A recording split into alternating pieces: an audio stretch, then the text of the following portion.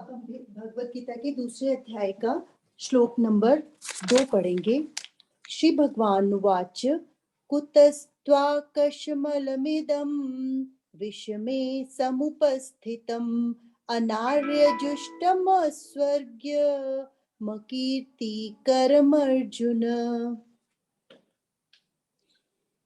तीसरा भी पढ़ देंगे, इन दोनों की व्याख्या साथ ही है।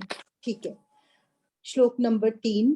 क्लैब्यं मास्मगमः पार्थ नैतद्व्ययुपपद्यते शूद्रं हृदय दौर्बल्यं त्यक्त्वोत्तिष्ठ परन्तप।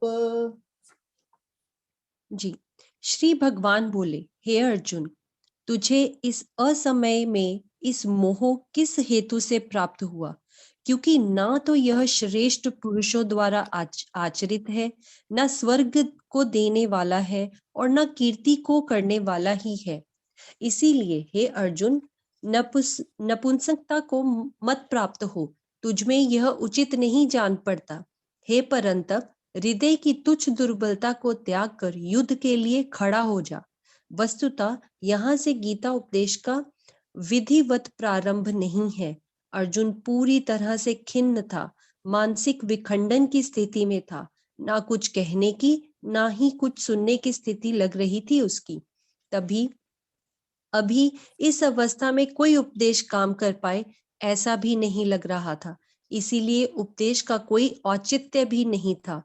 अभी तो श्री भगवान चाहते हैं कि अर्जुन थोड़ा सा इस गंभीर स्थिति से उबरे, अपने बह रहे आंसू पोंछे, फिर कुछ बोले और सुनने की स्थिति में आए।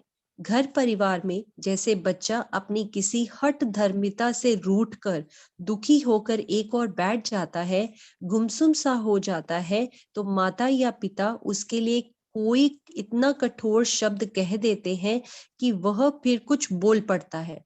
श्री भगवान ने भी यहाँ अर्जुन के लिए अत्यधिक कठोर शब्दों का प्रयोग इसी दृष्टि से किया है। अर्जुन, अब ऐसे युद्ध के दौरान छाया क्यों तुझ पे है ये अज्ञान? नहीं श्रेष्ठ पुरुषों का आचरण ये, इससे न यश न स्वर्ग मिले।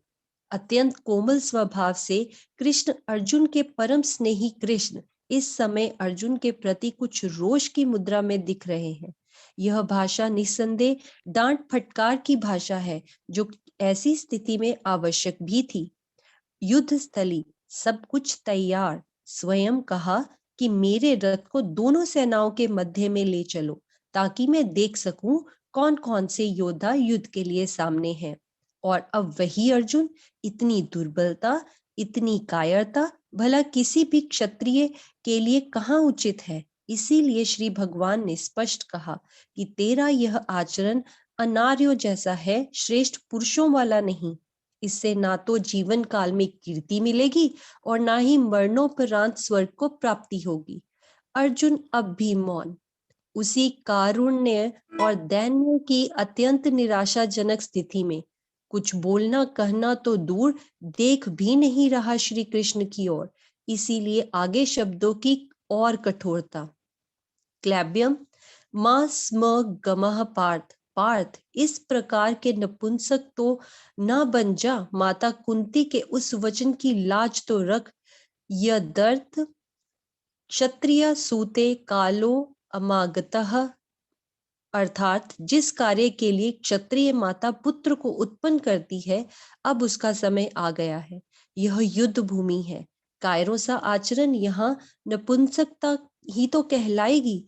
इतने युद्ध किए, कितने बली महाबली योद्धाओं को परास्त किया, कभी हार नहीं मानी।